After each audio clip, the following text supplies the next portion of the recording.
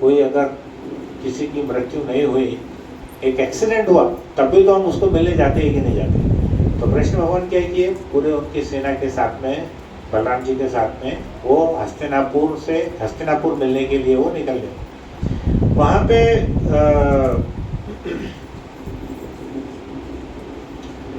जब हस्तिनापुर वो पहुँचे तो जितने पांडव थे, वो पांडव कृष्ण भगवान को देख कर के इतने प्रसन्न हुए, जैसे कोई व्यक्ति ऐसे बेहोश रहता है, अचेतन अवस्था में रहता है, और उसको किसी के दर्शन हो गए तो एकदम से वो होश में आता है। मान के चलो कोई माता है, उसका बेटा गुम गया है, अगर वो बेटे की आवाज़ सुन ली, वो बेहोश होने के टाइम पे उसको सुना दिए तो बहुत बार वो होश में आ जाती है। तो वैसे ही पांडवों की अवस्था थी। पांडव बिना कृष्ण के अपने आप को बहुत ही असहाय महसूस कर रहे थे। तो जैसे ही कृष्ण भगवान वहाँ आए तो उनके अंदर एक चेतना आ गई और वो बड़े प्रसन्न हो गए। तो कृष्ण का दूसरा नाम क्या है, मुकुंद। मुकुंद का मतलब क्या है, जो समस्त भौतिक चिंताओं से मुक्ति कराते हैं, बराबर है। भौतिक चिंताओं से जो मुकुंद क्या है, भौतिक चिंताओं से जो मुक्ति कराते हैं, उनका नाम मुकुंद है। और उससे भगवान क्या करते हैं, तात्कालिक आध्यात्मिक आनंद प्रदान करते हैं। कृष्ण क्या करते हैं, भौतिक जितना भी हमारा आदि दैविक, आदि भौतिक, आध्यात्मिक जितने भी हमारे प्रकार के दुख है, उसको निकाल करके वो आध्यात्मिक आनंद प्रदान करते हैं। तो उनकी बुआ जब कृष्ण को मिली, उनके भतीजे को मिली, तो वो बहुत जोर जोर से रोने लगी। तो मान के चलो हम बद्रीनाथ केदारनाथ जा रहे हैं, हाँ, हमारी बस उलट गई रास्ते में, लेकिन हम बच गए। तो हम क्या करेंगे, जब बचने के बाद वापस आएंगे तो जिसको भी मिलेंगे हमारे निकट संबंधी हो, तो हम गले मिल करके रोएंगे कि नहीं रोएंगे। तो वैसा ही यहाँ पर हुआ कि लाक्षागृह के अंदर में सारे के सारे पांडव बच गए। जब उन्होंने कृष्ण को देखा तो वो बहुत प्रसन्न हो गए और वो क्या करने लगे, सबके सब उनसे गले मिल करके रोने लगे। और उसके बाद कुंती देवी ने अपने भाई वासुदेव और भाभी देवकी, कृष्ण की माता पिता के बारे में पूछा, क्योंकि वो उनके मायके के साइड के लोग थे, उनके बारे में पूछा। और वो बहुत प्रसन्न थी एक बात से कृष्ण की। किस बात से प्रसन्न थी कि कृष्ण जी ने पहले उनका हालचाल जानने के लिए अक्रूर जी को भेजा था। आपको याद होगा, आपने 2 महीने पहले एक बात बताए थे। कृष्ण ने क्या किया था, पहले अक्रूर जी को भेजा था। क्यों भेजा था, क्योंकि वो जानना चाह रहे थे कि वहाँ पर पांडवों की दशा कैसी है। तो अक्रूर जी ने वहाँ देखा कि जो कौरव है, धृतराष्ट्र है, वो क्या कर रहे हैं, कौरव और पांडव में बहुत भेदभाव कर रहे हैं। उनको ऐसा जब मालूम पड़ा भेदभाव कर रहे हैं, तब उसने क्या किया, अक्रूर जी ने ये जो सूचना है भगवान कृष्ण को दिया। माता जी तुम्हें इथे पुढे, लहान माता जी पुढे, तुम या पुढे माता जी पुढे, और कोई छोटे बच्चे या पुढे। तो क्या हुआ कि पहले ही कृष्ण भगवान को यह मालूम पड़ गया था कि वहाँ पर हस्तिनापुर में जो धृतराष्ट्र है वो क्या कर रहे हैं, भेदभाव कर रहे हैं। तो इसलिए जैसे ही लाक्षागृह से वो बचे तो वो उनको मिलने के लिए वहां पर चले गए। तो कुंती महारानी जानती थी कि कृष्ण जो है वो तो सिर्फ दिखने में मेरे भतीजे है, लेकिन वास्तव में कौन है, वो स्वयं भगवान है।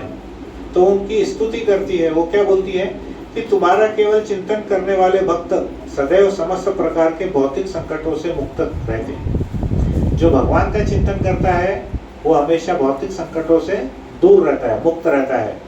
फिर हमारा तो कहना ही क्या, बोले हमारी बात तो अलग ही है, हम चिंतन नहीं कर रहे हैं आपका, बल्कि आप हमारे बारे में चिंता कर रहे हैं। बराबर है ना। यहाँ पे कौन चिंता कर रहे हैं, भगवान कृष्ण अपनी बुआ के बारे में चिंता कर रहे हैं। तो उनकी बुआ बोलती है फिर हमारा कहना ही क्या है कि हम तो बहुत ही ज़्यादा भाग्यशाली है कि आप हमारा चिंतन कर रहे हैं, आप हमको देखने के लिए आए हैं। तो इसलिए हम बहुत ही भाग्यशाली है क्योंकि आप भक्त वत्सल है। भक्त वत्सल यानी क्या, जो भक्तों पर कृपा करते हैं। तो ऐसा वो बता रहे थे। तो फिर क्या हुआ, युधिष्ठिर महाराज ने विनती किया कृष्ण भगवान को कि आप अभी 4 मास यहाँ पर रुकिए। 4 मास मतलब कौन से रहते हैं वो, बारिश के। चतुर्मास बोलते हैं ना, तो जैन संप्रदाय में चतुर्मास वो क्या करते हैं, एक ही जगह पर बैठ करके 4 महीने वो भगवान की पूजा करते हैं, उनके बारे में कथा करते हैं। तो भगवान भी क्या किए, 4 महीने के लिए वहाँ रुके।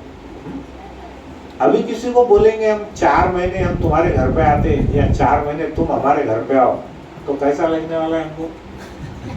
हाँ, बहुत टेंशन।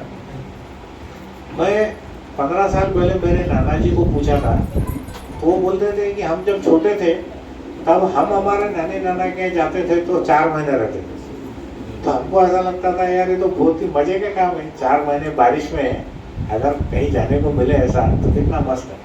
तो एक्चुअली ये जो संस्कृति है हमारी द्वापर युग से चली आ रही। तो कृष्ण भगवान के वो मामा नाना नहीं थे, लेकिन वो भक्त की विनंती में 4 महीने रुक गए। तो भगवान कैसे है, उनकी जो लीला है अचिंत्य है। नारद मुनि जो भगवान के भक्त थे, उन्होंने उनको प्रार्थना की कि मेरे को दर्शन दो। तो भगवान ने क्या किया, एक क्षण के लिए उनको दर्शन दिए और फिर अदृश्य हो गए। फिर उनको बोले कि बस ये जन्म में तुमको इतना ही दर्शन दूंगा।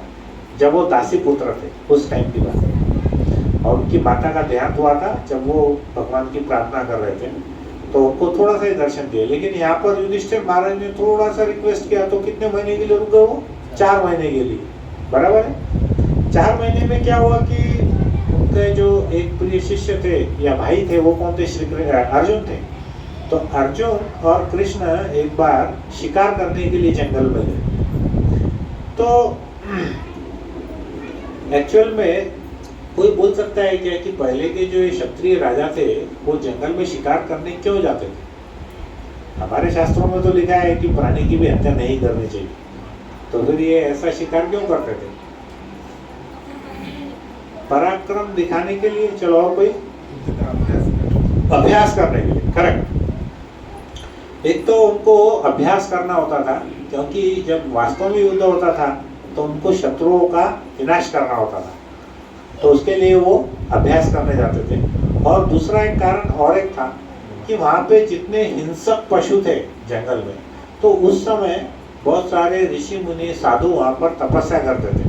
तो वो क्या करते थे, जितने भी जंगली जानवर थे वो उनको बहुत डिस्टर्ब करते थे, तो उनको जो तकलीफ देते थे, इसलिए क्या करते थे, क्षत्रिय राजा जो जंगली जानवर थे उनका वो शिकार करते थे। ठीक है, तो वो वहाँ पर पहुँचे तो भगवान कृष्ण को तो शिकार करने की जरूरत नहीं थी, क्योंकि उनको तो सब 64 कलाएं आती है भगवान को। वो तो सिर्फ अर्जुन को देखने के लिए कि वो कैसा शिकार कर रहा है, उसको कितना अभ्यास है, वो देखने के लिए उसके साथ में गए।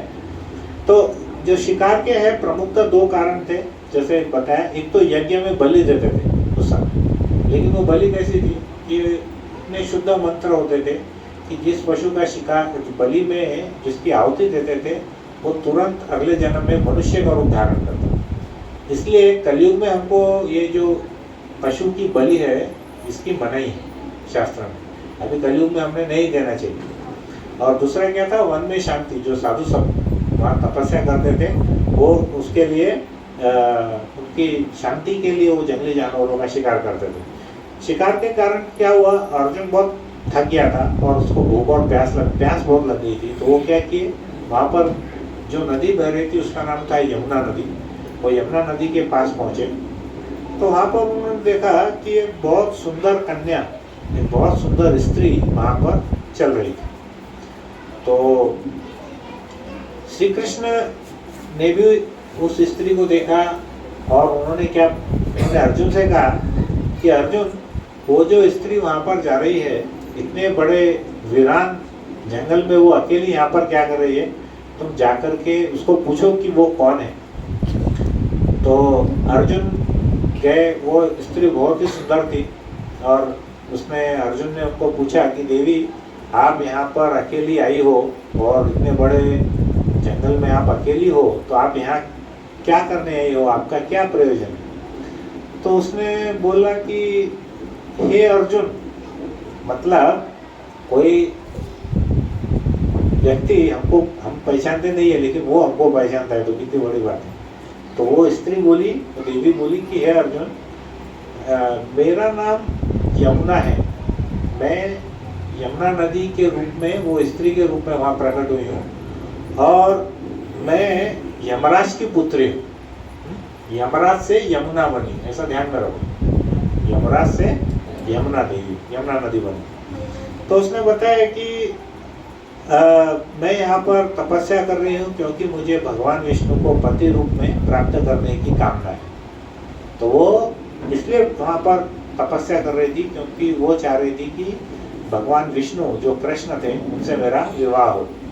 तो मुझे ज्ञात है कि आपको वीर अर्जुन है, उनके सखा है, ये भी मुझे मालूम है। और यदि आप भगवान श्री विष्णु से प्रार्थना करें कि वो मुझ पर प्रसन्न हो जाए तो मैं आपकी अत्यंत आभारी रहूंगी, वह आपकी बात कभी नहीं ठुकराएंगे। अब देखिए तपस्या कौन कर रहा है? यमुना देवी। और सिफारिश वो किसको कर रही है? रिकमेंडेशन किसको कर रही है? अर्जुन को। क्या क्या क्या प्रार्थना कर रही है अर्जुन को? कि आप भगवान कृष्ण को बोलो कि मैं आपसे शादी करना चाहती हूँ, कृष्ण भगवान से। तो श्रील प्रभुपाद ने यहाँ पे तात्पर्य बहुत ही अच्छा दिया। क्या तात्पर्य दिया यहाँ पर? कि श्री कृष्ण को कभी कभी हम प्रत्यक्ष रूप से प्राप्त नहीं कर सकते। हम कृष्ण भगवान को डायरेक्टली हम प्राप्त नहीं कर सकते, लेकिन यदि हम शुद्ध भक्तों की संगत में रहते हैं, जो भगवान की शुद्ध भक्त है, अगर हम उनसे प्रार्थना करेंगे तो भगवान हमको अवश्य मिल जाएंगे। और वो भी कैसे? बहुत जल्दी मिल जाएंगे। बराबर है? तो आप सभी यहाँ पर सब महान भक्त, शुद्ध भक्त है, आप प्रार्थना करो कि मेरे को भगवान के कुछ दर्शन आए ऐसे। तो इसका एक बहुत अच्छी कहानी आपको याद है, जब कालिया का दमन होता है, कालिया नाग, तो भगवान क्या करते हैं? श्री कृष्ण उसका वध करने वाले रहते हैं। तो फिर उसको कौन बचाता है? उसकी पत्नी है, नाग पत्नी है। बराबर है?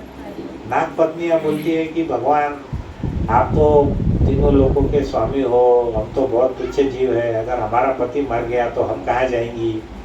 तो ऐसे बहुत सारी वो प्रार्थना करती है। तो यहाँ पे प्रभुपाद बोलते हैं कि हम भक्ति में डायरेक्टली प्रत्यक्ष रूप से भगवान के पास जाएंगे और बोलेंगे कि भगवान आप हमको मिलो, तो शायद हमको भगवान नहीं भी मिल सकते हैं। लेकिन यदि कोई भगवान का शुद्ध भक्त भगवान से प्रार्थना करेगा तो हम डेफिनेटली भगवान हमको प्राप्त हो जाएंगे। उसी प्रकार यहाँ पर क्या उदाहरण आया है कि यमुना देवी खुद भगवान कृष्ण के पास नहीं जा रही है, वो किसको प्रार्थना कर रही है?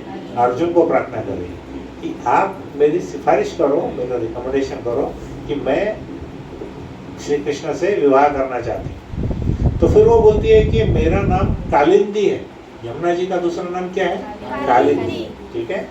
और मेरे पिता ने मुझ पर कृपा करके मेरे लिए यमुना नदी के अंदर एक घर बनाया है। तो क्या बहुत सुंदर घर रहता है यमुना नदी के अंदर। और मैंने ये शपथ ली है कि जब तक मैं श्री कृष्ण से विवाह नहीं कर लेती, मैं इस पानी से, इस जल से बाहर नहीं आऊँगी। ऐसा वो बताती है, मैं यहाँ से वापस नहीं जाऊँगी और मैं ऐसी जल में निवास करूँगी। तब अर्जुन का ये संदेश वो क्या करते हैं? श्री कृष्ण को सुनाते हैं। और श्री कृष्ण जान जाते हैं कि ये सूर्यदेव की पुत्री है कालिंदी या यमुना। तो बिना किसी तर्क वितर्क के वो क्या करते हैं? कालिंदी देवी को अपना लेते हैं और फिर क्या करते हैं? उनके साथ वो महाराज युधिष्ठिर के हस्तिनापुर में जाते हैं। फिर वहाँ पर राजा युधिष्ठिर उनको प्रार्थना करते हैं कि आप थोड़े दिन और रुको। तो भगवान कृष्ण वहाँ थोड़े दिन और रुकते हैं। फिर क्या करते हैं?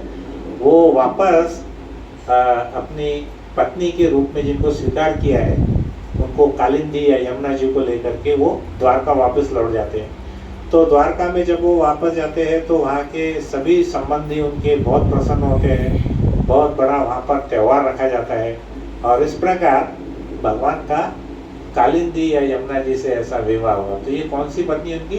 चौथी पत्नी। उसके बाद क्या हुआ कि भगवान इसी बीच एक शहर है जिसका नाम है अवंतीपुर। अवंतीपुर को आज क्या कहते हैं हम? उज्जैन। उज्जैन नाम मालूम है? उसका जो प्राचीन नाम है वो अवंतीपुर है। तो वहाँ पर दो भाइयों का राज्य था जो कि दुर्योधन के अंडर में राज्य करते थे। उनका नाम था विंद और अनुविंद। क्या नाम था दो भाइयों का? विंद और अनुविंद। और उनकी एक बहन थी, उनकी एक बहन का नाम था मित्रविंदा। सबके अंदर कॉमन क्या है? विंद। तो जो उनकी बहन है उनका नाम था मित्रविंदा। तो मित्रविंदा बहुत ही सुंदर थी और बहुत गुणी थी। तो वो एक्चुअल में श्री कृष्ण के बुआ की पुत्री थी। बुआ यानी कौन? हत्या। तो उसकी भी मनोकामना थी कि श्री कृष्ण को पति रूप में मानना। तो उसका स्वयंवर होने वाला था, लेकिन श्री कृष्ण वहां पर उपस्थित थे। तब श्री कृष्ण ने मित्रविंदा को बलपूर्वक हर ले गए और दूसरे राजा मुंह देखते रहे।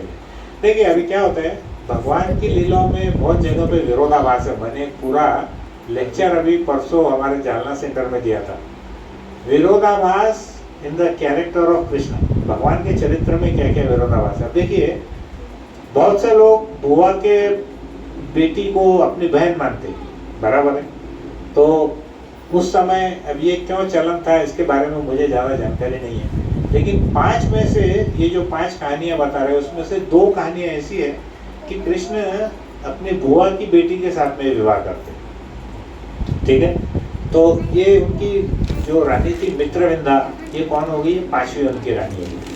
फिर एक छठवा यहाँ पर एक कहानी है, जो अयोध्या का राजा था उसका नाम था नग्नजीत। और उस समय अयोध्या को बोलते थे कौशल देश।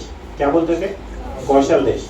तो कौशल देश का राजा था नग्नजीत। उसकी एक बहुत ज़्यादा सुंदर सर्व सुंदरी कन्या थी, उसका नाम था सत्या। सत्या को क्या बोलते हैं? नग्नजीती भी बोला जाता था। उसके पास उस राजा के पास में 7 बैल थे और वो राजा की एक शर्त थी कि जो भी राजा मेरे इस 7 बैलों को नाथ लेगा, मराठी में क्या बोलते हैं उसके अंदर में रस्सी डालना,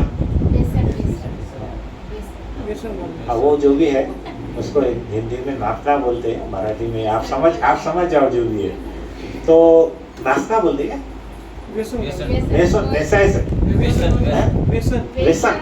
ठीक है। तो वो राजा की ऐसी शर्त थी कि जो ये 7 बैलों को नाथेगा उसके साथ में ही मेरी पुत्री का विवाह होगा। वास्तव में वो राजा देखना चाहते थे कि सामने जो मेरा दामाद रहेगा वो बलशाली है या नहीं, ऐसी उसकी इच्छा थी। अभी राजा की अगर हम कहानी सुनेंगे तो आखिरी में कुछ इसमें दहेज का वर्णन है। वो दहेज का वर्णन उन्होंने ऐसा किया है कि जो हमारे दिमाग को माइंड को एक्सेप्ट नहीं होने वाला है, लेकिन अब कथा में है तो मेरा काम तो पोस्टमैन का है, यहाँ से लेटर आया यहाँ पे डिलीवर किया, ठीक है। तो टेक्निकलिटी में मेरे को नहीं पता है कि कौन बता सकता है। तो क्या हुआ कि आज तक उन 7 बैलों को कोई भी हरा नहीं सका था, परास्त नहीं कर सका था। तो श्री कृष्ण वहाँ पर अपने सेना के सहित वो अयोध्या में पहुंचे। अयोध्या मतलब कौशल देश में पहुंचे। एक्चुअल में उस समय क्या होता था कि जो राजा जितने शक्तिशाली है वो शादियां इसलिए भी ज़्यादा करते थे ताकि उस देश के साथ में उनकी मित्रता पूर्वक संबंध हो जाए।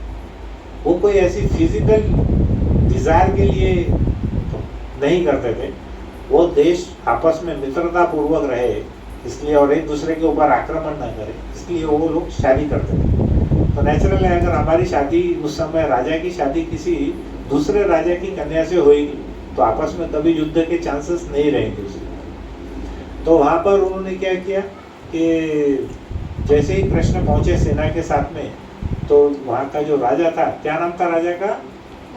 हाँ, मैं वही सोचा सुन रहे कि सो गए सब। हाँ, राजा नग्नजीत। तो राजा ने क्या किया, कृष्ण का और उनकी सब सेना का उनका बहुत सम्मान किया और उनको भव्य स्वागत करके श्री कृष्ण ने उनको पहले ही अपना ससुर मान लिया था मन में। अब भगवान अगर कहीं पे भी जाते हैं तो कहीं हारने वाले तो है नहीं, तो उन्होंने पहले उनको अपना ससुर समझ के उनको प्रणाम कर लिया। और बाद में जब सत्या जो उनकी पुत्री थी, सत्या का दूसरा नाम क्या बोला मैंने? नग्नजीती। जब उनकी पुत्री को ये मालूम हुआ कि स्वयं श्री कृष्ण आए हैं मेरे लिए, तो वो बहुत प्रसन्न हुई और मनी मन उसने वो श्री कृष्ण की स्तुति करने लगी। तो राजा जो नग्नजीत थे वो पहले से ही वो बहुत बड़े पुण्यात्मा थे, वो पहले से ही जानते थे कि कृष्ण स्वयं नारायण है, उनको पता था। वो की स्तुति करने लगे और बोलने लगे कि आप समस्त जीवों के आश्रय नारायण है, मैं तो एक तुच्छ जीव हूँ, आपकी सेवा करने की मुझ में कोई क्षमता नहीं है, ऐसे राजा उनको बोलने लगे। तो कृष्ण भगवान सोचने लगे कि अब राजा सरेंडर हो गया तो फिर अब ये शर्त रखने की जरूरत क्या है भाई। अगर कोई ये बोल रहा है कि आप सर्व भगवान है, नारायण है, तो फिर ये जो 7 बैलों को नाचने की जो कंडीशन है, इसे रखने की जरूरत नहीं है ना, फिर हटा लो इसको। भगवान बोले कि फिर इसका मतलब अब डायरेक्ट शादी कराओगे क्या? तो राजा बोलता नहीं नहीं नहीं, ये तो मैंने वचन लिया हुआ है, तो ये इसके लिए आपको तो वो 7 बैलों को हराना ही पड़ेगा। तो फिर कृष्ण समझ गए कि चलो अभी बोलने से तो कुछ होने वाला नहीं है, अभी उनको मेरा पराक्रम बताना पड़ेगा। तो फिर क्या हुआ, कृष्ण जो थे वो 7 बैलों के सामने 7 कृष्ण के रूप में आ गए। उन्होंने क्या किया, अपना विस्तार की, बराबर है। तो 7 कृष्ण जब 7 बैलों के सामने आ गए तो उनके लिए तो क्या थे, एक छोटे मोटे चींटी के समान थे, वो कुछ नहीं था। तो 7 कृष्ण ने क्या किया, रस्सी पकड़ के उनको नाद दिया। और जैसे एक लकड़ी की बैलगाड़ी या लकड़ी का बैल कोई खींचता है ना, वैसे कृष्ण ने वो 7 बैलों को खींच लिया और वो सीधा राजा नग्नजीत के पास उनको लेकर के चले गए। तो राजा नग्नजीत और वहाँ पर जितनी भी जनता थी, जितने भी सैनिक थे, वो देख करके बड़े आश्चर्यचकित हुए, क्योंकि अभी तक जितने भी राजा वहाँ पर आए थे उन्होंने इन ब्राह्मणों को, इन बैलों को नपने का जो भी प्रयास किया था, तो उसमें अधिकांश सभी के हाथ पांव टूट गए थे। वो बहुत ज़्यादा शक्तिशाली बैल थे, कोई भी राजा उनको नियंत्रित नहीं कर सकता था। तो वो देख करके वो उन्होंने सबको नाद दिया। और फिर उसके बाद में राजा ने अपनी पुत्री का विवाह बहुत धूमधाम से श्री कृष्ण के साथ कर दिया। अब यहाँ पर जो दहेज उन्होंने दिया अपनी पुत्री को, वो जरा दिमाग के बाहर का काम है। अब यहाँ पे क्या वर्णन है कि दहेज में उन्होंने 10,000 गायें दी। चलो ये भी ठीक है, 10,000 है कि 10 लाख है, ठीक है, 10 लाख गायें दी। सुंदर वस्त्र और स्वर्ण से युक्त 3,000 दासियां दी, 3,000 दासियां दी। हमारे छोटे माता जी अभी आगे के भविष्य में लेक्चर देने वाले हैं, ध्यान में रखो। आज ही पढ़ाई क्या? अरे देखो, तुम्हारी कथा में 10 लाख है, हमारी कथा में 10,000 है, कृष्ण कथा में 10,000 है लिखा हुआ। तो तुम्हारे कभी भी जो माता जी राइट रहते हैं, बराबर है कि नहीं? तो उसमें 10 लाख गाय थी, 3,000 दासियां थी, 9,000 हाथी थे। 9,000 थे क्या? माता जी को पूछ के बोलो। 9,000 हाथी थे। और रथ कितने थे? 9 लाख। 9 लाख रथ थे। और कितने घोड़े थे? 9 करोड़। कितने घोड़े थे? 9 करोड़। और उन्होंने सेवक दिए, कितने सेवक दिए? 9 अरब। 9 अरब मतलब 900 करोड़। पूरे विश्व की जनसंख्या 800 करोड़ के करीब है। और उस राजा ने कितने सैनिक, कितने सेवक दिए? 900 करोड़। तब ये चीजें, इसको बोलते हैं ना, भगवान की लीला अचिंत्य है, हमारे माइंड से हम उसको समझ नहीं सकते। फिर राजा ने क्या किया, उनको रथ में बिठाकर शस्त्रों से सज्जित सेना भेजी। क्यों भेजी सेना? क्योंकि राजा के मन में एक शक था कि जितने भी जो पहले वाले राजा थे, जो इस बैल को हरा नहीं सके थे ना, वो बहुत ज्यादा दुखी थे। वो क्या थे, द्वेष से भरे हुए थे, बहुत ज्यादा जेलसी थी उनको कि अरे ये कृष्ण नाम का कोई व्यक्ति इतने सुंदर स्त्री को अपनी भार्या बना के ले गया और हम सब इधर हाथ मलते रह गए। तो उन्होंने क्या किया, पूरे राजाओं ने मिलकर के कृष्ण की जो सेना थी उसको घेर लिया और उनके साथ में उनके ऊपर बाणों की वर्षा की। तो यहाँ पर भगवान के जो मित्र थे, सखा थे, अर्जुन, उन्होंने क्या किया, उन्होंने अपना जो धनुष्य था, अर्जुन के धनुष्य का नाम क्या है? गांडीव। उन्होंने गांडीव धनुष्य उठाया और अकेले ही वो जितने भी राजा थे उन सबको भगा दिया, लेकिन एक को भी उन्होंने मारा नहीं, एक की भी वहाँ पे हत्या नहीं की।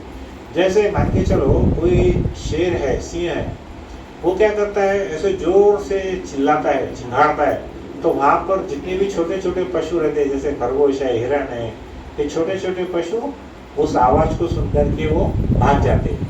तो वैसे ही क्या हुआ यहाँ पर, उसकी अर्जुन की जो तीरों की आवाज़ से और उनके पराक्रम से बाकी के जितने भी जो राजा थे, जो बहुत द्वेष से भरे हुए थे, वो वहाँ से भागे। फिर उसके बाद में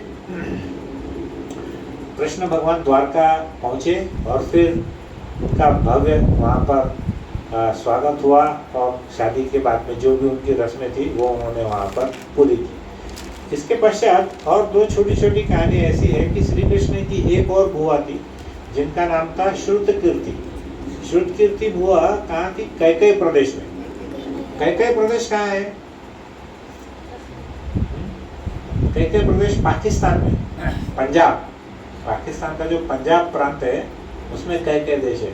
कैकेयी से रामायण में कौन थी? कैकेयी, बराबर है, वो भी पाकिस्तान से ही थी। कैकेयी पंजाब के, तो पाकिस्तान जैसा ही काम हुआ उधर भी। तो अपने को तो पता नहीं था कि पाकिस्तान उस समय ऐसा होने वाला है, लेकिन जो कहानी है वो है। तो वो भी क्या हुआ कि श्रुतकीर्ति जो थी वो उसकी बुआ की लड़की थी, उसका नाम क्या था? भद्रा। हरे कृष्ण। तो जो भद्रा थी, भद्रा के साथ में उन्होंने क्या किया, कृष्ण ने उनको एक प्रामाणिक पत्नी के रूप में स्वीकार किया, क्योंकि वो भी कृष्ण को अपना पति मानना चाहती थी। तो इस प्रकार से उनकी शादी हुई। तो फिर अभी तक कितनी शादियाँ हो गई भगवान की? 8, है ना? अब एक नहीं, 7 हुई, अभी 8वीं हम बोलेंगे। 8वीं शादी बहुत छोटी है। मद्रास के राजा की पुत्री थी जिसका नाम क्या था? लक्ष्मणा। सब माता जी ग्रेड में पास है। तो श्री कृष्ण ने क्या किया, उसको भी बलपूर्वक उससे विवाह किया और ऐसा बोला जाता है कि वो सर्वगुण संपन्न थी। तो ऐसा 8 रानियों के साथ में जो इनकी प्रमुख रानियां थी, भगवान कृष्ण ने विवाह किया।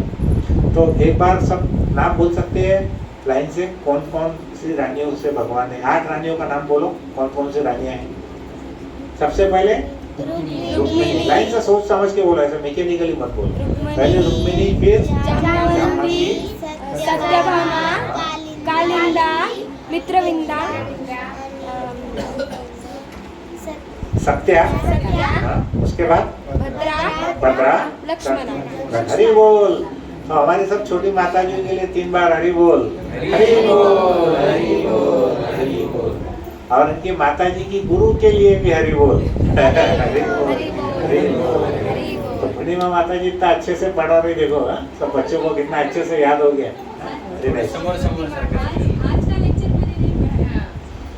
बच्चे इतने होशियार है। देखो क्या होता है माता जी, दिल से अगर आप प्रिपेयर करेंगे ना तो बच्चों को याद रहने वाला है। समोर सरकार जागा होईल। इथं माता जी तुम्ही या पुढे, माता जी इथं बसा। तो इसके अलावा हम जो अगली जो कथा थी वो क्या है, ये 8 रानियां हो गई और उसके बाद में 16,100 जो कन्याएं थी राजाओं की, वो उसको एक असुर था जिसका नाम क्या था? भौमासुर। भौमासुर क्या करता है, उन 16,100 लड़कियों को उनको अपने पास में बंदी बना लेता है वो। तो उसकी कथा अगले वाले लेक्चर में एक सेपरेट कथा सुनेंगे, ठीक है? तो हमने अभी क्या डिस्कशन किया कि भगवान की जो प्रमुख 8 रानियां थी उसमें से पहली जो आखिरी की जो 5 रानियां हैं, हमने उसके बारे में आज चर्चा की। अब आज का जो प्रमुख विषय है वो है निर्जला एकादशी। पहली बात हम चालू करेंगे, सब माता जी लोग ध्यान से सुनो, क्योंकि आपके ऊपर ही धर्म टिका हुआ है, प्रभु जी के ऊपर में धर्म टिका हुआ नहीं है। क्योंकि आप आपके ससुराल और आपके मैके दोनों तरफ आप जाते हैं, बराबर है, और आप जैसा करते हैं आपके बच्चे और आपके पति भी वैसा ही करते हैं, करेक्ट? तो आपके लिए बहुत जरूरी है, इसलिए मैंने ये कथा बाद में रखा। अब देखिए, एकादशी का महत्व पहले हम समझेंगे, फिर उसके बाद में निर्जला एकादशी का महत्व समझेंगे। ये बहुत जरूरी है हमको जानना। तो जैसे नदियों में पवित्र कौन सी नदी है? गंगा नदी। पौधों में सबसे पवित्र पौधा किसका है? तुलसी का। वेदों में सबसे पवित्र ग्रंथ कौन सा है? भगवद गीता और श्रीमद् भागवत, बराबर है। वैसे ही जितने भी हम व्रत करते हैं, फास्टिंग करते हैं, उसमें सबसे ज्यादा महत्वपूर्ण व्रत कौन सा है? एकादशी। देखिए, जो हम जितने भी देवी देवताओं के व्रत करते हैं, जैसे हमने गणेश जी का किया, हमने और शिव जी का किया, जितने भी व्रत हम करते हैं उसका फल हमको इस आयु, जितनी हमारी आयु है केवल तब तक ही मिलता है। हमारी मृत्यु के बाद देवी देवताओं के व्रत का फल नहीं मिलता। ऐसा मैं नहीं बोल रहा, ऐसा शास्त्र बोल रहे हैं। केवल जो भगवान कृष्ण का व्रत करते हैं एकादशी का, उसको जिंदगी के साथ भी, जिंदगी के बाद भी, है ना। तो मैंने पहले भी बोला था, ये कैसा है, LIC की पॉलिसी, LIC पॉलिसी है ना प्रभु जी, जिंदगी के साथ भी, जिंदगी के बाद भी। तो हमको जिंदगी के बाद में भी अगर हमको जिंदा रहना है तो हमको क्या करना चाहिए, एकादशी का व्रत करना चाहिए। कभी भी आप देखे होंगे कि हमारे यहाँ अगर किसी की मृत्यु होती है तो पंडित जी आके सबसे पहले क्या पूछते हैं, आप उनको कितनी एकादशी दान करने वाले हैं, बराबर है। दूसरा व्रत वो नहीं पूछते, एकादशी छोड़ के वो दूसरा व्रत नहीं पूछते, खाली एकादशी का व्रत ही साथ में जाता है। इसलिए हमको एकादशी का व्रत करना जरूरी है।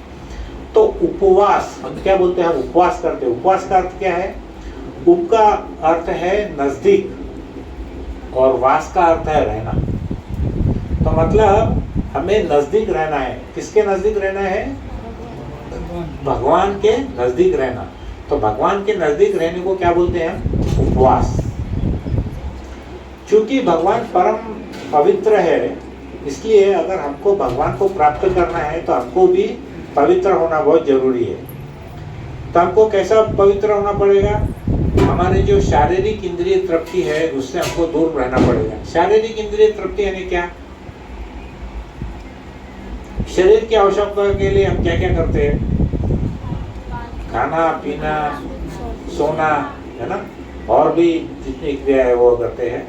और भगवान का ज्यादा से ज्यादा नाम संकीर्तन करना। तो इसलिए क्या करते हैं, एकादशी में, वास्तव में हर एक एकादशी में शास्त्र ऐसे ही बोलते हैं कि आपने उसको निर्जला ही करना चाहिए। लेकिन कलयुग के अंदर में मनुष्य का वास अन्न के अंदर है, तो अन्न अगर उसको नहीं मिलता है तो बहुत व्याकुल हो जाता है। सतयुग के अंदर में मनुष्य का वास उसकी हड्डियों में है, तो जब तक उसकी हड्डियां जीवित रहती थी उसकी मृत्यु नहीं होती थी। अभी हमारे कलयुग की प्लास्टिक की बॉडी है, थोड़े दिन अगर हमको अन्न नहीं मिला तो हम एकदम मरने जैसी अवस्था में हो जाते। तो इसलिए क्या है कि हमको यहाँ पर क्या करना चाहिए, हरि कथा का श्रवण करना आवश्यक है, बराबर है। हरि कथा सुनना भी है और उसको बोलना भी है। तो यहाँ पर एक श्लोक है पुराणों में, उपावृत्तस्य पापेभ्यो यस्तु वासो गुणेशः उपवासः स विज्ञेय सर्वभौम विवर्जित। उपवास मतलब सभी पापों से व इंद्रिय तृप्ति के कार्यों से दूर रहना। एकादशी के पालन से धर्म, अर्थ, काम और मोक्ष की प्राप्ति तो होती है, साथ में हमारा पांचवा पुरुषार्थ क्या है, भगवत भक्ति, उसकी भी प्राप्ति होगी। अभी हमारे पास ऐसा कोई दिन है क्या कि हम बोलते हैं कि नहीं आज का हम पूरा दिन भगवान की भक्ति करेंगे। हमारे धर्म में हम ऐसा कभी कितने लोग कर रहे हैं कि आज का दिन हम कुछ नहीं करेंगे, सिर्फ भगवान की भक्ति करेंगे। ऐसा कोई दिन है नहीं है। बल्कि दूसरे धर्मों में तो भी है, किसी का शुक्रवार का दिन है, किसी का रविवार का दिन है। तो हमारा धर्म क्या है, हमने कम से कम एकादशी के दिन 24 घंटे भगवान की ज्यादा से ज्यादा हमने हरि संकीर्तन, नाम संकीर्तन करना चाहिए। तो इसका ये जो श्लोक है, इसका ये जो हरि भक्ति विलास में भी क्या बोला हुआ है, एकादशी नाम व्रत सर्व काम फल प्रदम कर्तव्य सर्वदा विप्रे विष्णु प्रीत्यार्थ कारणम। भगवान विष्णु की प्रसन्नता के लिए प्रत्येक वैष्णव और प्रत्येक ब्राह्मण को एकादशी का व्रत करना चाहिए। काय के लिए, भगवान विष्णु की प्रसन्नता के लिए। और यह व्रत क्या करता है, सभी कामनाओं की पूर्ति करता है। अब देखिए संत तुकाराम महाराज क्या कहते हैं एकादशी के बारे में। संत तुकाराम की जो वाणी है वो भगवान की वाणी से कुछ कम है क्या?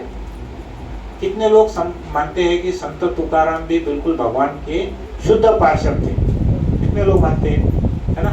ऐसा कोई हमको उदाहरण आया क्या कि जीते जी भगवान ने विमान भेज दिए, वैकुंठ से विमान आया और सदैव अपने शरीर के साथ संत तुकाराम महाराज कहाँ चले गए? वैकुंठ धाम में चले गए, बराबर है। इसको हजारों हजारों लोगों ने भी देखा हुआ है, तो ये कोई ऐसी कल्पना नहीं है। संत तुकाराम महाराज बहुत अच्छा बोलते हैं। वो क्या बोलते हैं, एक एक लाइन ध्यान से सुनिए। मराठी में बोलते हैं तो हमको ज़्यादा अच्छे से समझ में आता है। ज्यासी नावडे एकादशी तो जीताची नरकवासी, ज्याची नावडे हे व्रत त्यासी नरक तोही भीत, ज्याची घडे एकादशी जाणे लागे विष्णुपाशी, तुका म्हणे पुण्य राशि तोची करी एकादशी। अब देखिए पहली लाइन क्या है, ज्यासी नावडे एकादशी, जिसको एकादशी पसंद नहीं है तो जीताची नरकवासी, वो जीते जी नरक में ही वास करता है क्या? देखो आपकी मराठी मेरे से बहुत अच्छी है, लेकिन मैं बहुत कोशिश करता हूँ कि संत तुकाराम महाराज क्या कहना चाह रहे हैं। तो मराठी में गलती हो सकती है, लेकिन संत तुकाराम जो भाव दे रहे हैं, जो हमको समझा दे रहे हैं, उसमें गलती नहीं होना चाहिए, बराबर है। तो मैं मराठी चाहे गलत बोलूँ या सही बोलूँ वो महत्वपूर्ण नहीं है। संत तुकाराम हमको क्या समझा रहे हैं वो हमको समझना बहुत जरूरी है। तो पहली लाइन क्या है, ज्यासी नावडे एकादशी, जिनको एकादशी पसंद नहीं है तो जीताची नरकवासी, वो जीते जी नरक के समान है। ज्यासी नावडे हे व्रत त्यासी नरक तो ही भीत, तो वो बोलते हैं कि जिसको ये एकादशी का व्रत अच्छा नहीं लगता उनसे कौन डरता है? नरक भी डरता है। मतलब हम नरक से डर रहे नहीं, नरक हमसे डर रहे हैं, मतलब हम इतने गिरे हुए हैं। ऐसा संत तुकाराम बोले, मेरे ऊपर मत बोलो कुछ भी, आगे और तुमको डांटने वाले तुकाराम महाराज, तो तैयार रहो, ठीक है। फिर उसके बाद क्या बोलते हैं, ज्यासी घड़े एकादशी, किंतु जो एकादशी का पालन करता है जाने लागे विष्णुपाशी, तो उसे निश्चित रूप से विष्णु के वैकुंठ की प्राप्ति होती है, बराबर है। तुका मने पुण्य राशि तोची करी एकादशी, तो क्या बोलते हैं, सभी लोग एकादशी नहीं कर सकते। कौन एकादशी कर सकता है? जिसने क्या आगे, कौन एकादशी कर सकता है? जिसने पिछले अनेक अनेक जन्मों में बहुत पुण्य कर्म किए हैं, केवल वही व्यक्ति एकादशी का व्रत का पालन कर सकता है। तो हम पिछले जन्म में पुण्यवान थे कि पापी थे? बहुत पुण्यवान थे कि बहुत बड़े पापी थे? वो सबने अपने अपने घर पे जाकर के सोचना है। क्यों सोचना है? क्योंकि आज का व्रत हम कर सकते हैं या नहीं कर सकते। तो इसमें जो लोग को इसका महत्व मालूम नहीं है, अगर उन्होंने आज की एकादशी अच्छे से नहीं भी की है, अगली एकादशी बहुत सीरियसली करना है, गंभीरता से करना है। पंचांग में कभी कभी क्या होता है आपको मालूम है, 2 एकादशी एक के बाद एक आती है। तो जो 2 एकादशी पंचांग में आती है, तो उसमें से जो दूसरे नंबर की एकादशी है वो ही वैष्णव की एकादशी रहती है, तो हमको वो देखना है। फिर यहाँ पे बोलते हैं, न विवेक समो बंधु निर्कादश्या परम व्रतः, तो जब हमारा बुरा समय आता है तो हमको कौन बचाता है मालूम? मित्र बंधु कोई नहीं बचाते। हमारी जो सद्बुद्धि है, हमारी जो सद्बुद्धि, हमारा जो विवेक है वो हमको बचाता है। तो यहाँ पे श्लोक का अर्थ है कि विवेक के समान कोई मित्र नहीं है, बराबर है। आपकी बुद्धि भ्रष्ट हो गई तो आपका समय खराब तो छोड़ो, अगर आपका समय अच्छा भी रहा तो आपको बुद्धि भ्रष्ट होने से आप गलत मार्ग पे जाएंगे और सबका नाश कर देंगे। तो क्या बोलते हैं कि विवेक के समान कोई मित्र नहीं और एकादशी के समान पवित्र व्रत और कोई नहीं। तो तुकाराम महाराज और 4 लाइन बोलते हैं, ये जरा बहुत भारी है तो थोड़ा ऐसे डर के मत सुनो, थोड़ा समझ के सुनो। तुकाराम जी कहते हैं, एकादशी अन्नपात जे नर करेती भोजन, श्वान विष्ठे समान अधम झंगते एक। तो बोलते हैं जो लोग एकादशी को अन्न ग्रहण करते हैं वो अत्यंत पतित लोग हैं, बहुत गिरे हुए लोग हैं। कारण एकादशी को जो भोजन करते हैं वो कैसा है?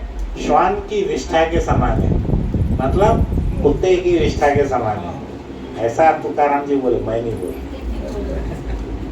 तो जो लोग यह व्रत नहीं करते हैं तो क्या होता है? तया देही यमदूत जाले तयाचे अंकित, तुका म्हणे व्रत एकादशी चकलिय। मतलब वो बोलते हैं कि जो ये व्रत नहीं करते हैं उनको जब मृत्यु होती है तो उनके लेने के लिए बहुत भयंकर, बहुत विकराल रूप के यमदूत उनको लेने के लिए आते हैं। अर्थात ऐसा व्यक्ति नरकगामी बनता है, वो नरक में जाता है। और इसलिए एकादशी के दिन, किंतु जो लोग ये व्रत करते हैं वो उनको कौन लेने आते हैं? उनको वैकुंठ से विष्णु दूत लेने के लिए आते हैं, जो कि बहुत सुंदर दिखते हैं। इसलिए एकादशी के दिन क्या नहीं करना चाहिए? जुआ नहीं खेलना चाहिए, चोरी नहीं करना चाहिए, वैसे भी नहीं करना चाहिए। लेकिन किसी को अगर आदत है पापी कर्म करने की तो कम से कम उसने एकादशी पर तो नहीं करना चाहिए। दूसरों की निंदा नहीं करना चाहिए, अति निद्रा बहुत ज़्यादा सोना भी नहीं चाहिए, मैथुन नहीं करना चाहिए, असत्य वचन नहीं करना चाहिए। अगर कोई व्यक्ति ये सब करता है तो क्या होता है?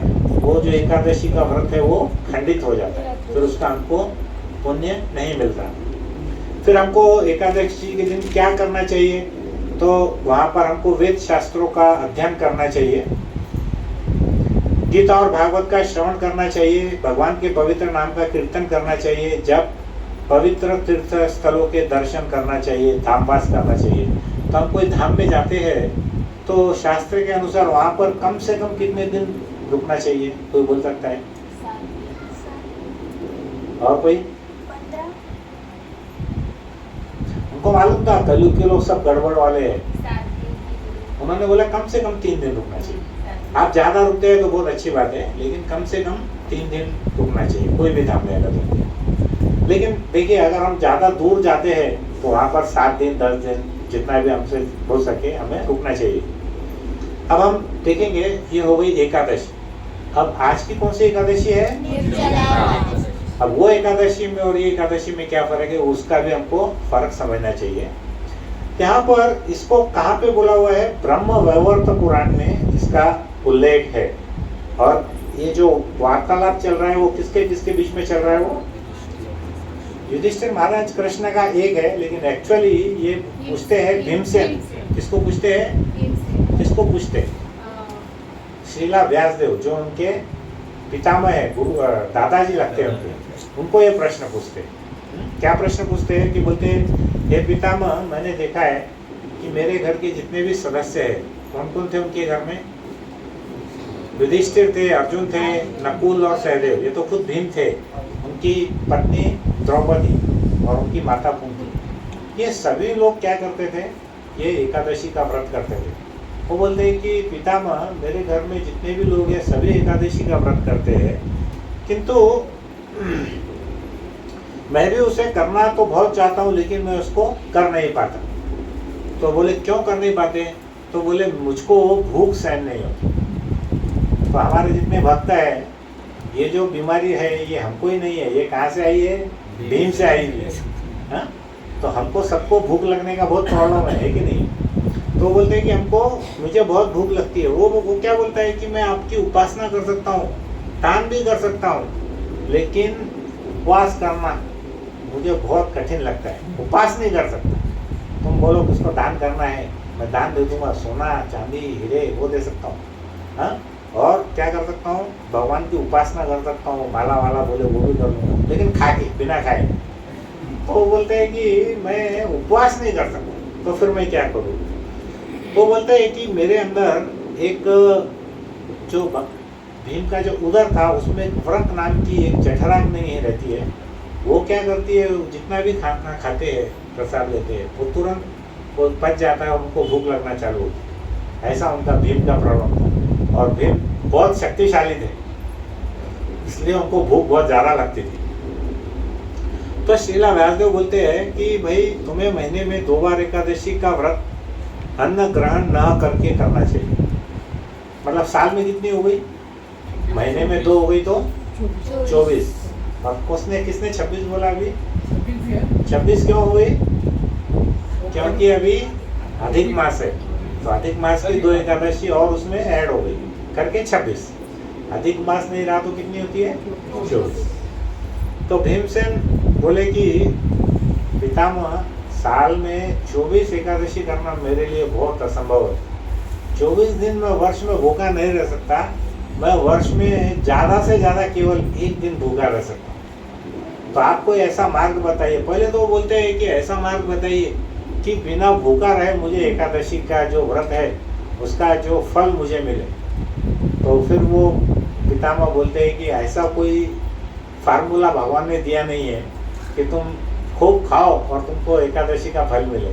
तो फिर वो प्रार्थना करके बोलता है कि देखो पितामह, मैं साल में सिर्फ एक बार व्रत कर सकता हूँ, तो आप वैसा बताओ कि इसको क्या करना है। तो फिर उसके लिए भगवान उसको बोलते हैं, व्यासदेव उसको बोलते हैं कि ज्येष्ठ महीने के शुक्ल पक्ष में, ज्येष्ठ मतलब सबसे जो कड़क गर्मी का महीना है, मई महीना सबसे कड़क है ना, उसको हमारे इसमें क्या बोलते हैं, ज्येष्ठ महीना। और 2 पक्ष होते हैं, कृष्ण पक्ष और शुक्ल पक्ष।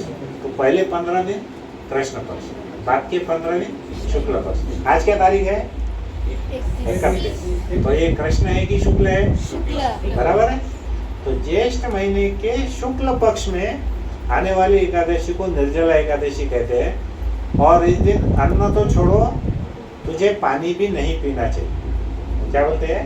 अन्न तो छोड़ो, तुझको पानी भी नहीं पीना चाहिए। तो वो बोलते हैं कि इस दिन जो आचमन करते हैं भगवान, तो उसमें जो सरसों का दाना रहता है, सरसों को मराठी में मोहरी बोलते हैं, तो मोहरी का दाना, उसमें उतना पानी, उतना ही आचमन ले सकते हैं।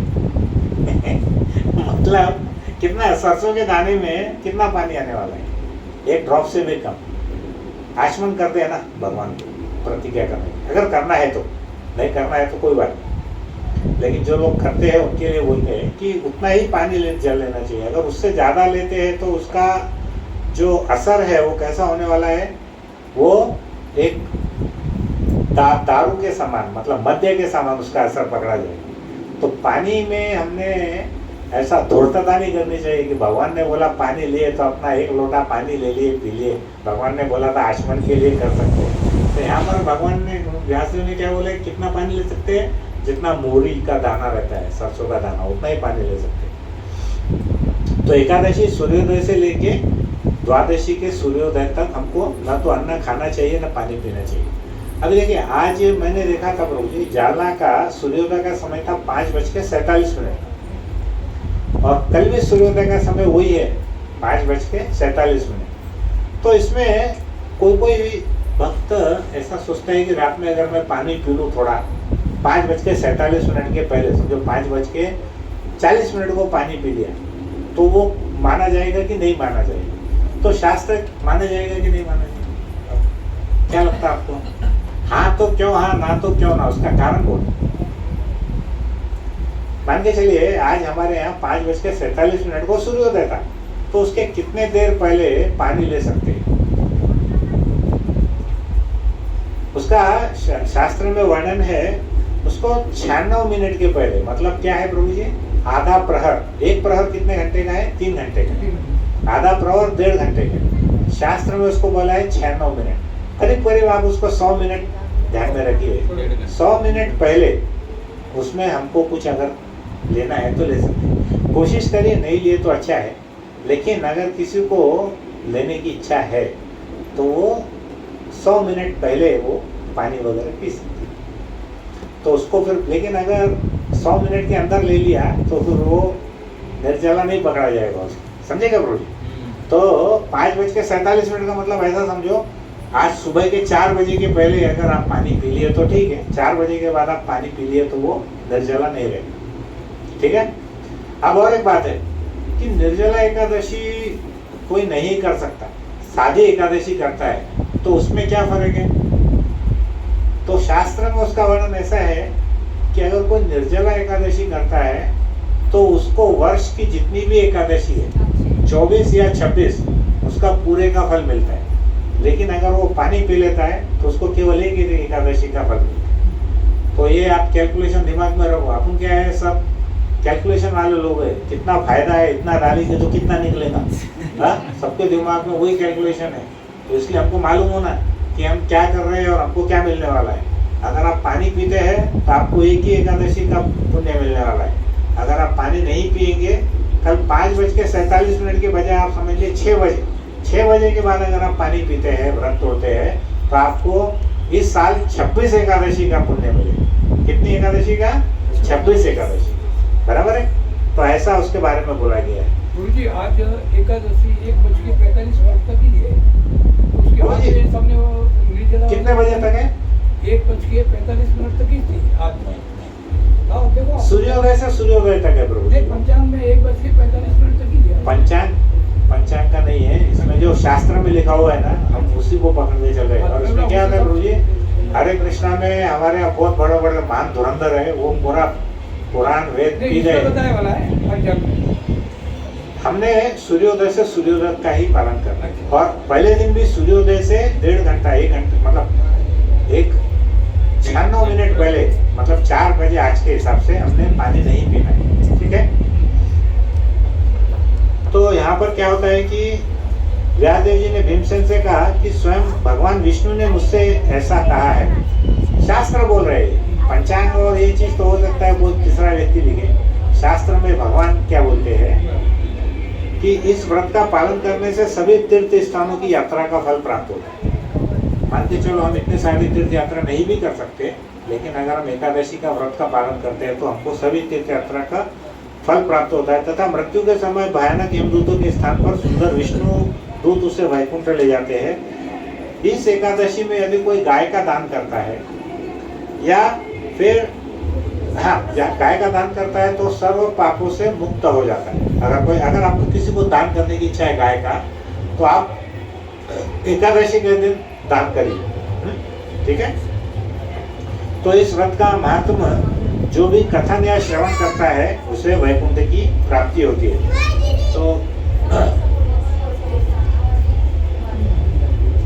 तो यहाँ पर हम आज की जो कथा है वो निर्जला एकादशी के बारे में हमने चर्चा की है कि निर्जला एकादशी में जो भी इसका व्रत करता है उसको पूरी एकादशी का फल प्राप्त होता है। हमें कोशिश करा, अगर मान के चलो आप आज के दिन किसी को मालूम नहीं था और उसने पानी पी लिया तो कोई बात नहीं, अगले एकादशी के अंदर में वो उसका पालन करे ताकि अगले एकादशी में वो निर्जला करे। और देखिए मैं आपको एक बात बताऊं क्या, एक बात मैं पूछता हूँ सबको, एकादशी का व्रत करते समय ऐसा कितने लोग, ऐसा कभी किसी ने सुना क्या कि एक दिन बिना पानी के रहा तो उसकी मृत्यु हो गई? कितने लोगों ने सुना क्या? कोई?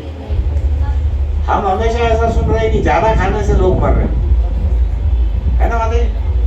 प्रभु जी, मृत्यु कैसे हो रही है? ज्यादा खाने से हो रही है।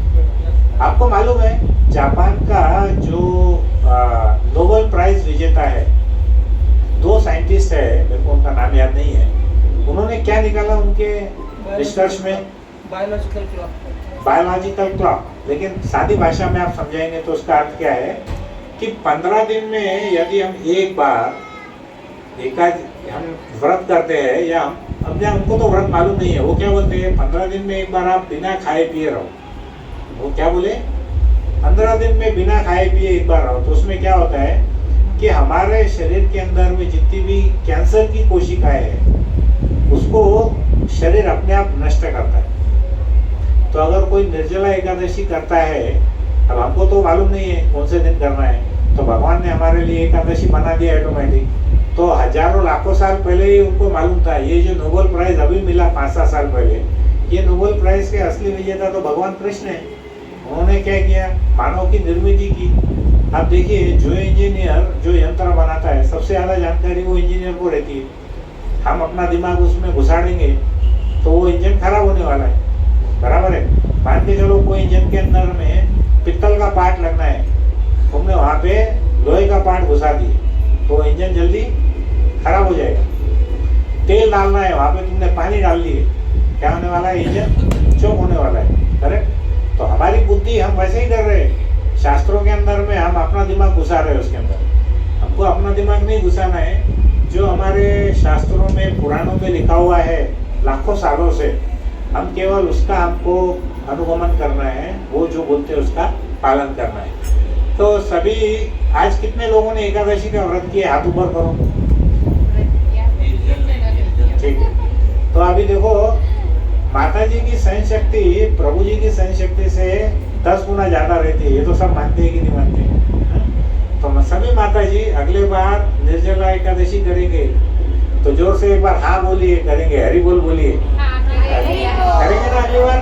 तो सभी माता जी क्या करेंगे अगली बार से निर्जला एकादशी करें। और प्रभु जी अगर आपके माता जी लोग एकादशी कर रहे तो आपको भी थोड़ी शर्म आना चाहिए। माता जी इतना काम कर रहे, तुम क्या कर रहे हैं, खाली बैठे रहते वहाँ पे। तो अगर माता जी कर रहे हैं तो हम भी शर्म से हम भी निर्जला एकादशी कर रहे हैं, ठीक है। उस दिन ऐसा करो प्रभु जी, खास करके हमारे प्रभु जी जो लोग आते हैं किसान भाई लोग, उन्होंने क्या करना है प्रभु जी, एकादशी के दिन थोड़ा कम करना है, दूध के अंदर में थोड़ा सा कम करना है। ऐसा होने वाला नहीं है कि 4 घंटे काम कम करेंगे तो आप बहुत गरीब हो जाएंगे और 8 घंटे काम करेंगे तो सोने की वर्षा होगी, ऐसा तो कुछ होने वाला नहीं है, बराबर है। भगवान सबका ध्यान रखते हैं। हाँ? संत तुकाराम महाराज की कथा कितनी प्रसिद्ध है। उनको एक खेत देखने के लिए भेजे, लेकिन वो खेत तो कुछ देखे नहीं और वो भगवान का संकीर्तन करते रहे, हरे कृष्णा कृष्णा कृष्णा हरे हरे, हरे राम राम राम हरे हरे। तो संकीर्तन करने लगे तो जो फसल थी वो फसल कितने गुना ज्यादा ही, वो 10 गुना ज्यादा है, बराबर है। तो ये जो भी होता है सब भगवान की कृपा से होता है। हमको कार्य करना चाहिए, ऐसा नहीं है कि हमने आलसी बन के बैठना है, लेकिन हमने बहुत ज्यादा उसके अंदर में इंग्रॉस नहीं होना है। हाँ? तो शास्त्रों में बोला हुआ है कि हमने शुकर कुकर के जितना कार्य नहीं करना चाहिए। शुकर कुकर यानी कौन है, सुअर या कुत्ते के जैसा, कि दिन भर 24 घंटे काम कर रहे हैं, गधे के जैसा काम कर रहे हैं। उतना काम करने की हमको जरूरत नहीं है। जो शास्त्र में नियम बनाए हैं उसका पालन करना है। और विशेष करके एकादशी के दिन हमने कोशिश करना है कि वैसे तो कुछ जिनसे हो सकता है, सभी हमारे पूना में बहुत सारे भक्त हैं, सभी एकादशी निर्जला करते हैं, बहुत से भक्त हैं, जितनी भी एकादशी है सभी निर्जला करते हैं। हमने कोशिश करना चाहिए कि जितनी हो सके ज़्यादा से ज़्यादा हम निर्जला करें। अगर नहीं हो सकती तो हम फल फ्रूट लें, उसके बाद भी नहीं हो सकती तो फिर हम साबूदाने के खिचड़ी भगर जो भी है वो लें। और कम से कम ये जो निर्जला एकादशी है उस समय हम एक दिन कम से कम वर्ष में हम बहुत सख्ती से उसका पालन करना चाहिए, ऐसा शास्त्र ने बोला है, ऐसा तुकाराम महाराज ने बोला है। वो तुकाराम महाराज जिनको ले जाने के लिए भगवान ने वैकुंठ से विमान भेजा। अगर आपको लगता है वैकुंठ से विमान आए तो आप करो, आपको अगर लगता है कि यमदूत काले पीले आके आपको काटते हुए ले जाए तो आप मत करो। हाँ? फिर ऐसा नहीं बोलना था कि अग्रवाल प्रभु ने हमको बताया नहीं। ठीक है प्रभु जी, तो ठीक है, हम यहाँ पे थोड़ा देर हम कीर्तन करेंगे और उसके बाद में आज प्रसाद है शायद, तो प्रसाद है ना, आज एकादशी का प्रसाद है। तो ये जो हम कथा है इसके लिए बताए कि अगर आज हमने नहीं भी किए तो अगले वर्ष के लिए आप तैयारी रहो पहले से। आप अपने बच्चों को भी सिखाओ। हमारे छोटे छोटे माता जी तो बहुत पावरफुल है, ये सब लेक्चर देने वाले थोड़े दिनों में, है ना। तो ये जो कृष्ण पक्ष और शुक्ल पक्ष है वो कैसा बताया आपने? अभी शुक्ल पक्ष में बोले ना, पहले दिन 15 दिन कृष्ण पक्ष रहता, अपने 15 दिन को कृष्ण पक्ष, 15 दिन को शुक्ल पक्ष। जब आमोशा खत्म होती, आमोशा के दूसरे दिन से पूर्णिमा तक शुक्ल पक्ष, पूर्णिमा से आमोशा तक जब चंद्र गायब हो जाता वो कृष्ण पक्ष, क्योंकि कृष्ण काले है इसके लिए। ठीक है, तो अभी देखो सब चीजों का सार एक ही है कि हमको LIC की पॉलिसी लेना है, जिंदगी के साथ भी जिंदगी के बाद भी, है ना। अगर हम देवी देवताओं की पूजा करेंगे तो कोई खराबी नहीं है, लेकिन वो हमारे देह है, जब तक कि हमको फल देगी उसके बाद में फल नहीं मिलेगा। लेकिन अगर हम एकादशी व्रत करते हैं, भगवान कृष्ण या विष्णु की हम उपासना करते हैं, तो इस देह में भी और देह के जाने के बाद में भी भगवान हमको उसका फल प्राप्त करके देते हैं। ठीक है, तो